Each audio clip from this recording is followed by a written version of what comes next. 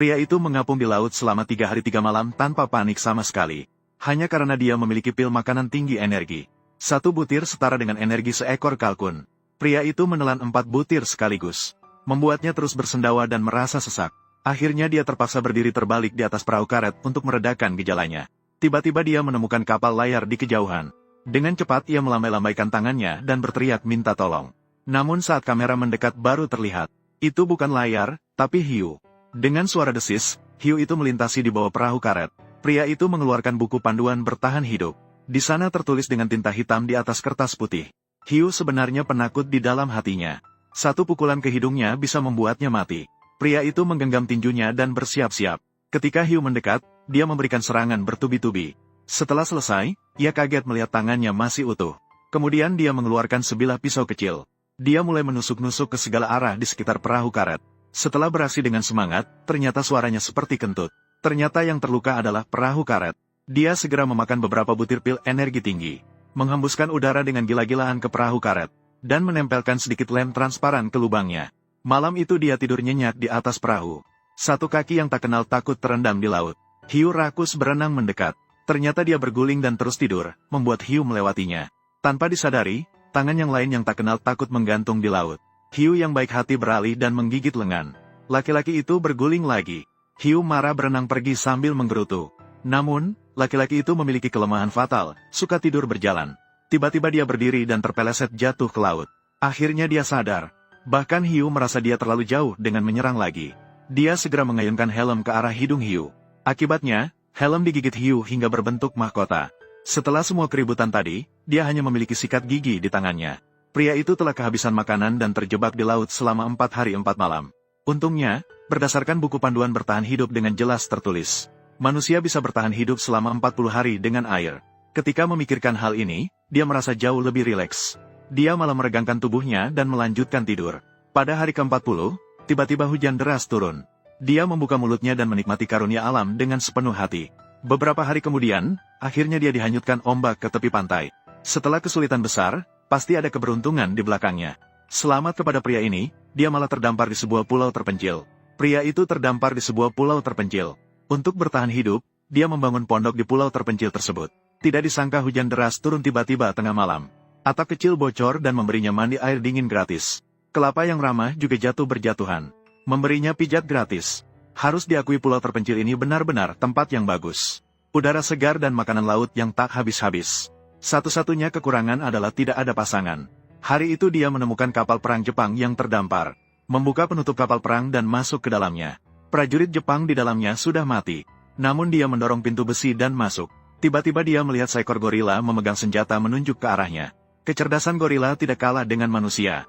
Tanpa banyak bicara, langsung menembak. Pria itu segera bersembunyi dan tidak terkena tembakan.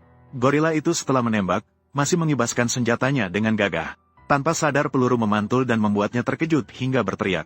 Terdorong oleh perasaan, dia melompat ke pelukan pria. Tanpa ragu, hubungan mereka berkembang menjadi persahabatan yang tak terucapkan. 1 pria dan 1 simpanse membangun rumah dengan pemandangan laut di pulau terpencil. Mereka mulai hidup bersama. Saat senggang, mereka minum sambil bermain kartu.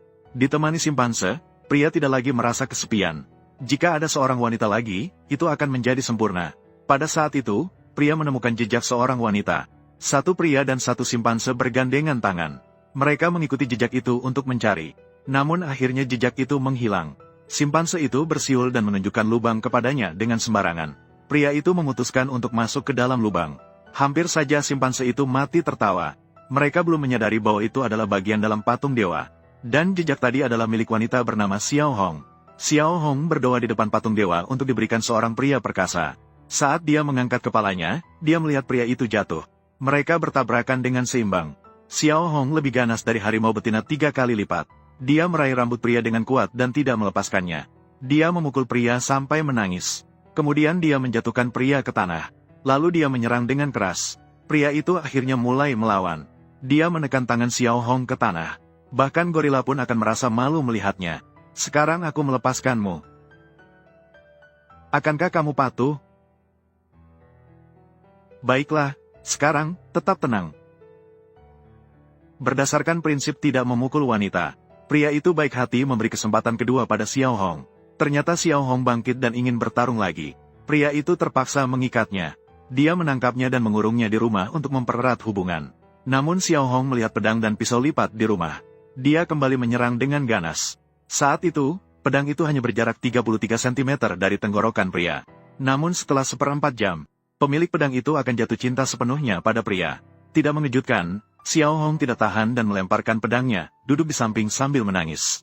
Karena tidak bisa berkomunikasi dalam bahasa yang sama, pria hanya bisa berkomunikasi dengan isyarat tangan. Sepertinya ayah Xiao Hong adalah seorang kepala suku tua. Sang kepala suku menggunakan cara paksaan untuk membuat 2.000 wanita menjadi istrinya. Sekarang, untuk mendapatkan gelang dan kalung emas, sang kepala suku ingin menikahkan Xiao Hong dengan orang kaya yang jelek. Maka dia melarikan diri ke pulau terpencil ini untuk berlindung. Setelah 3 menit isyarat tangan yang intens, wanita tiba-tiba mahir berbahasa Inggris.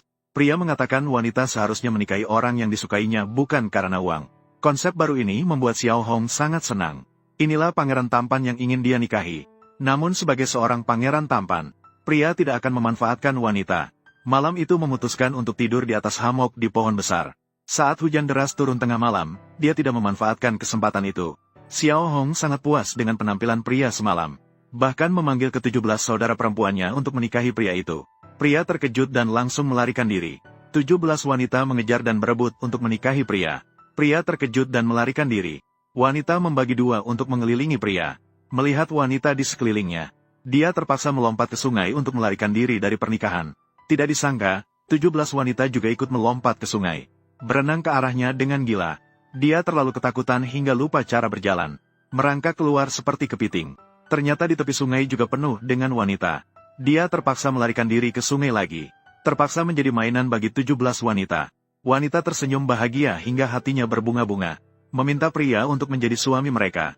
Kamu jadi suami kami. Tidak. Pria dipaksa masuk ke dalam air karena melawan keinginan wanita. Akhirnya terpaksa menerima kebahagiaan yang membingungkan ini. Untuk mengurus 17 menantu dengan baik, pria membawa mereka latihan militer setiap hari. Yang paling penting menjadi menantu adalah memiliki etika militer. Namun wanita-wanita itu hanya tertawa riang tanpa sedikit pun etika militer. Pria meminta mereka berdiri berbaris, mengencangkan dada untuk pemeriksaan. Setelah susah payah memiliki sedikit etika militer, wanita-wanita itu malah kembali tertawa bodoh. Mereka berbondong-bondong memberi pria buah-buahan dan bunga. Hanya berharap agar segera membalikkan keadaan mereka. Pria tidak mampu menangani begitu banyak wanita. Akhirnya memerintahkan mereka semua untuk bubar. Sejak itu, wanita-wanita itu menggendong pria berkeliling setiap hari. Babi baji dari desa sebelah melihatnya saja sudah mulai meneteskan air liur. Hari-hari seperti dewa seperti ini bisa bertahan 40 hingga 50 tahun. Lama-kelamaan, pasti akan mati. Tanpa pilihan, pria itu hanya bisa bersembunyi di balik patung dewa dan mengatakan bahwa dia ingin mengajukan cuti. Namun, 17 wanita terus mengelilingi di bawah dan tidak mau pergi. Mereka mengolok-oloknya, mengatakan bahwa dia bukanlah seorang pria sejati. Pada hari itu, Xiao Hong memberitahu pria itu, jika ingin bertahan hidup, bawa mereka untuk melawan kepala suku dan ayah mereka. Ternyata wanita di pulau terpencil sama sekali tidak memiliki kebebasan. Ketika mencapai usia 18 tahun, mereka akan menjadi selir kepala suku. Xiao Hong sudah muak dengan pemerintahan kejam kepala suku dan ayah mereka. Untuk menghindari perlakuan kasar dari 17 wanita, pria itu memimpin mereka untuk mengangkut berbagai barang di kapal yang terdampar di pulau terpencil. Tidak lama kemudian, patung dewa dipenuhi dengan berbagai meriam api, dan pemadam kebakaran. Kemudian wanita-wanita menghubungkan kabel dari kapal. Manusia merombak pompa air. Dengan menyambungkan listrik, mereka bisa mengalirkan air sungai ke dalam patung dewa. Semua sudah siap, tinggal menunggu kepala suku jatuh ke dalam perangkap. Pada hari itu, istri ke-15 pria sedang berdandan di atas pohon. Melihat banyak perahu tiba-tiba muncul di laut dari cermin. Segera bunyikan alarm. Tapi wanita hanya akan menangis dan berteriak ketika kepala suku datang. Pria segera meniup peluit. Biarkan semua orang bersiap-siap untuk pertempuran. 17 wanita mengangkat spanduk untuk memperjuangkan kebebasan cinta wanita. Cara kepala suku tua tampil tidak biasa. Hanya terlihat dia menginjak bangku daging manusia. Berjalan melewati karpet merah yang rusak. Duduk di sofa daging dengan marah. Kepala suku memerintahkan bawahannya untuk menangkap gadis durhaka Xiao Hong.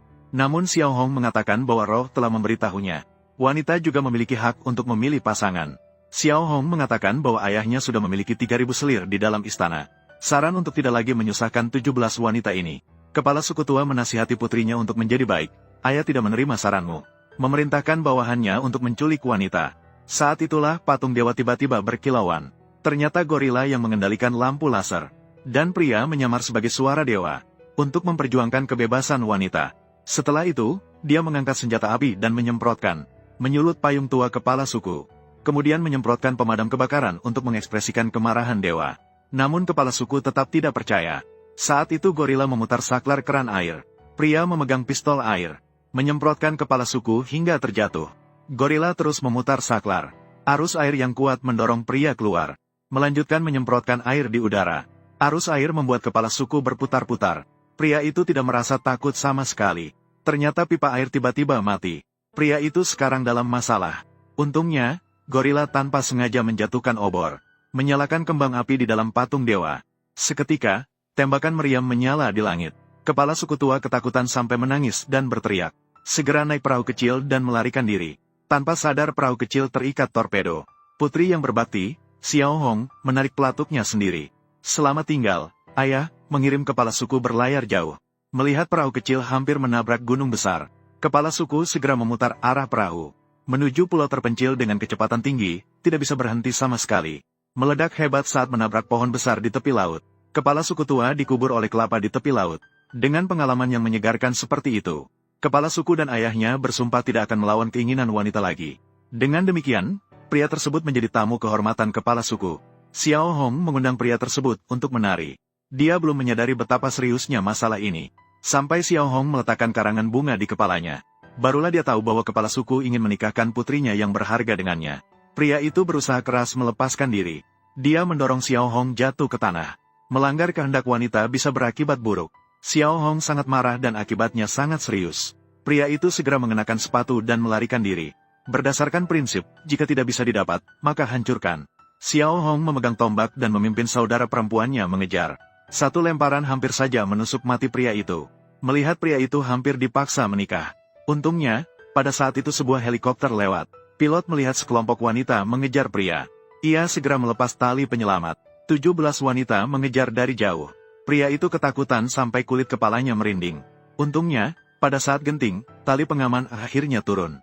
Manusia meraih tali dan mulai bangkit. Si merah juga menangkap pria itu dengan kuat. Sayangnya, akhirnya hanya menarik baju pria itu. Pria itu dengan susah payah naik pesawat untuk melarikan diri dari bencana, tapi harus turun lagi. Ternyata pasangannya si gorila masih di pulau terpencil. Harus turun lagi untuk menyelamatkan. Tapi tidak tahu bahwa Xiao Hong membawa 17 wanita dan mengejarnya lagi. Wanita-wanita itu meraih kaki pria dengan gila, jangan pergi. Sayangnya, meskipun mereka kuat, mereka tidak bisa mengejar pesawat. Akhirnya, pria berharga ini berhasil melarikan diri. Pilot berkata jika dia memiliki 17 wanita, dia tidak akan pernah meninggalkan pulau.